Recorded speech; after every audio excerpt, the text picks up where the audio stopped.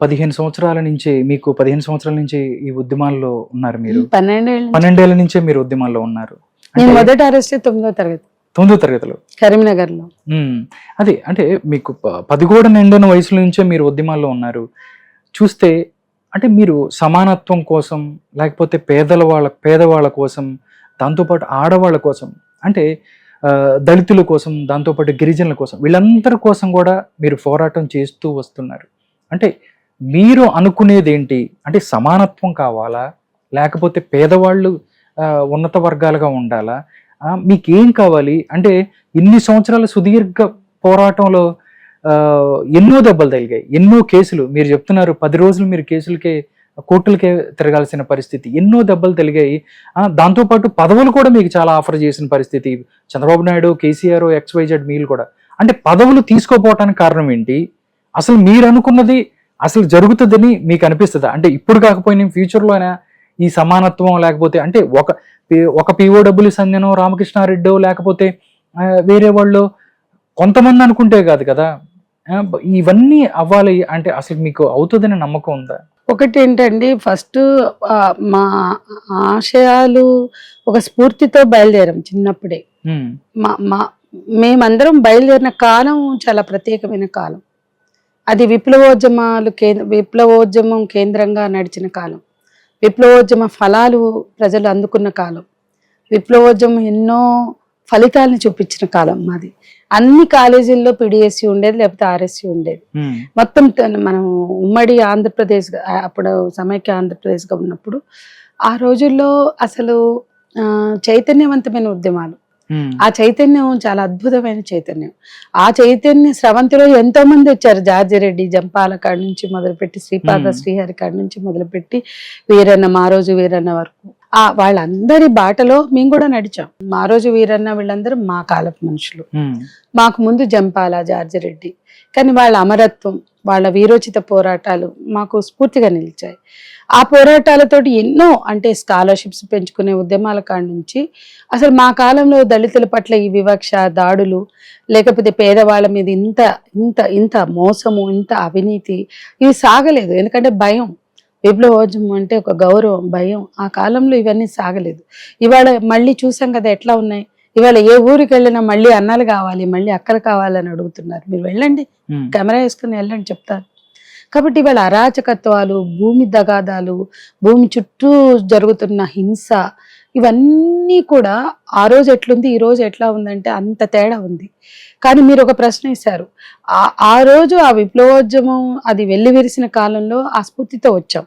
ఇవాళ అది తరుగుతూ వచ్చింది. ఎందుకంటే అనేక కారణాలు. వాళ్ళు చేసిన తప్పులు కొంత అయితే, రాజ్యం ఎప్పుడు కూడా అణిచివేసే పనిలోనే ఉంటుంది. రాజ్యం నియంతృత్వాన్ని ప్రయోగిస్తుంది.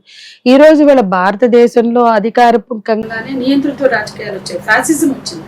సో ఫ్యాసిస్ట్ పాలనలో మేమంతా డెమోక్రటిక్ రైట్స్ ఉంటాయి, ఫ్యాసిస్ట్ పాలనలో ప్రజలకి హక్కులు ఉంటాయి, మాకు స్వేచ్ఛ ఉంటుందని ఏమి భ్రమలు మాకు లేవు. ఖచ్చితంగా మా స్వేచ్ఛ మీద దాడి ఉంటుంది, మా మీద నియంత్రణ ఉంటుంది అని అవగాహన ఉన్న వాళ్ళమే. ఎంతో మంది చచ్చిపోయారు, మేము బతికున్నాం అనుకుంటాం అంతే. కానీ ఇవాళ మీరు అడిగారు, ఆ నమ్మకంతో బయలుదేరాం. మేమేం చూడాలనుకుంటున్నాం? హింస లేని సమాజాన్ని చూడాలనుకుంటున్నాం, హింస లేని జీవితాలను చూడాలనుకుంటున్నాం. హింస లేని శరీరాలు కావాలి, హింస లేని హృదయాలు కావాలి. అది స్త్రీలుగా కావచ్చు, పేదలుగా కావచ్చు, దళితులుగా కావచ్చు, ఆదివాసీలుగా కావచ్చు, మైనారిటీలుగా కావచ్చు. గుల్ఫిష్ ఫాతిమా ఎందుకు జైల్లో ఉంది 1400 రోజులుగా, 4 ఏళ్లుగా? ఉమర్ ఖలీద్ ఎందుకున్నారు? వాళ్ళు ఏం నేరం చేశారు? ఉమర్ ఖలీద్ చదువుకున్న పిల్లలు ఇవాళ జైళ్లలో ఉన్నారు, NRC, CA, NPRకి వ్యతిరేకంగా పోరాడినందుకు. కాబట్టి ఇట్లాంటి మైనారిటీల మీద జరుగుతున్న దాడులు, నిర్బంధానికి వ్యతిరేకంగా, సో ప్రభుత్వ నియంతృత్వానికి, హక్కుల కోసం గొంతు విప్పిన వాళ్ళందరినీ అణిచివేస్తుంటే దానికి వ్యతిరేకంగా మేము మాట్లాడుతున్నాం. హక్కుల కోసం నినదిస్తున్నాం, సమానత్వం కోసం పోరాడుతున్నాం. సమాన హక్కులు కావాలి. కుల, మత, జాతి, లింగ వివక్షలు రద్దవుతూ సమాన హక్కులు కావాలి.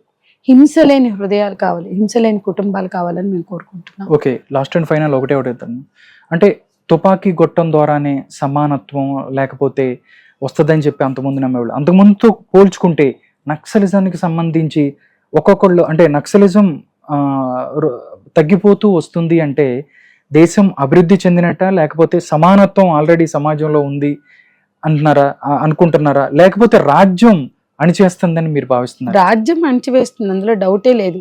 ఇవాళ నేను అడుగుతున్నాను, మీరు ఆదిలాబాద్ నుంచి శ్రీకాకుళం వరకు ఒక స్టడీ చేయండి. ఆదివాసీలకు భూములు కానీ, పేదవాళ్ళకి భూములు, మైదాన ప్రాంతంలో పేదవాళ్ళకి భూములు కానీ మా పార్టీల ఆధ్వర్యంలో, అంటే చంద్రపుల్లారెడ్డి గ్రూప్ మేమే 10-12 లక్షల ఎకరాల భూమి పంచాం. ప్రభుత్వం పంచిందా? ఇన్ని పార్టీలు అధికారంలోకి వచ్చాయి కదా. మన రాష్ట్రమే తీసుకో, కాంగ్రెస్ ఉంది, ఆ తర్వాత తెలుగుదేశం ఉంది, ఇప్పుడు బీఆర్ఎస్ ఉంది. మేం పంచిన భూములు ఎంత, ప్రజలు అనుభవిస్తున్న భూములు ఎంత, ఈ ప్రభుత్వాలు పంచింది ఎంత. కాబట్టి పేదవాళ్ళకి భూములు పంచిన పోరాటాలు మావి. పల్నాడు తీసుకోండి, పల్నాడులో రెంటాల, రెంటచింతల, మాడుగుల, జంగమేశ్వరపురం, అంబాపురం ఈ గ్రామాల్లో దేవాదాయ భూములు కానీ, ధర్మాదాయ భూములు కానీ, బంజరు భూముల్లో పోరాటాలు చేసింది ఎవరు? విప్లవ పార్టీలు కాదా? పంచింది ఎవరు? పేదవాళ్ళకి మేం కాదా? కాబట్టి శ్రీకాకుళ సాయుధ గిరిజన రైతాంగ పోరాటం నుంచి తెలంగాణ సాయుధ పోరాటం తర్వాత వచ్చిన గోదావరిలో ప్రతిఘటన పోరాటం వరకు భూములు పంచింది వాస్తవమా కాదా? భూములు ఇవాళ ప్రజల చేతుల్లో ఉన్నాయా లేవా? ఆదివాసీలు పట్టాలు పొందినా, పట్టాలు లేకుండా పోడు భూములుగా ఇవాళ వ్యవసాయం చేస్తున్నా, సాగు భూములుగా మార్చుకున్నా ఆ పోరాటం విప్లవ పోరాటం ఫలితమే. కాబట్టి మా కళ్ళ ముందు మా జనరేషన్స్ చూసిన భూమి పోరాటం చూస్తున్నాం. కాబట్టి భూములు పంచగలిగిన పోరాటం, ప్రజలకి ఇంతో అంతో ఆకలి తీర్చిన పోరాటంగా మాకు ఆ పోరాటం మీద గౌరవం ఉంది, విశ్వాసం ఉంది. కానీ ఆ పార్టీలు కూడా తప్పులు చేశాయి. ఆయుధం చేతిలో ఉన్నవాడు తప్పులు చేయకూడదు. ఆయుధం పట్టుకున్న వాడి పట్ల చాలా బాధ్యత ఉంటుంది.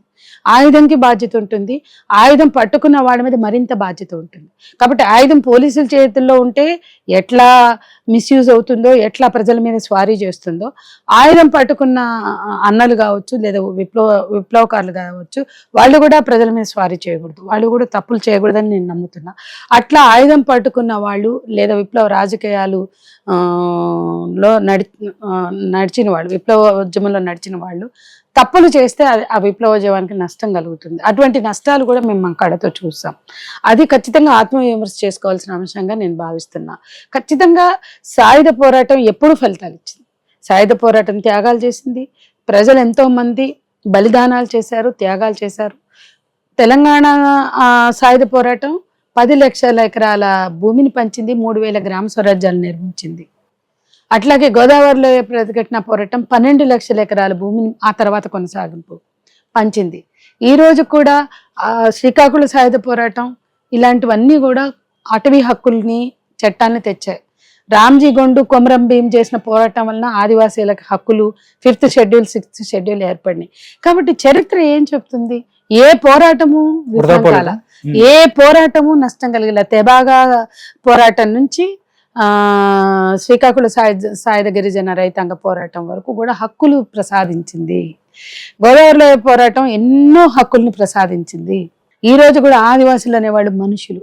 ఆ పిల్లల్ని హాస్టళ్లలో జాయిన్ చేసింది మా ఉద్యమకారులు. ఆ అడవుల్లో తుపాకులు పట్టుకున్న అన్నలే వాళ్ళ పిల్లల్ని తీసుకెళ్ళి బయట హాస్టళ్లలో పెట్టింది. నాకు ఇప్పటికీ తెలుసు ఎంతో మంది పిల్లలు ఇవాళ కాకతీయ యూనివర్సిటీ, ఉస్మానియా యూనివర్సిటీలో అక్క పలానా గోపన్న దళం మమ్మల్ని చదివించింది, ఆ రోజు మమ్మల్ని చిన్న చంద్రన్న మమ్మల్ని జాయిన్ చేశారు, పలానా అక్క మమ్మల్ని చేసింది, సీతక్కతో సహా అందరూ ప్రజలకు సేవ చేశారు.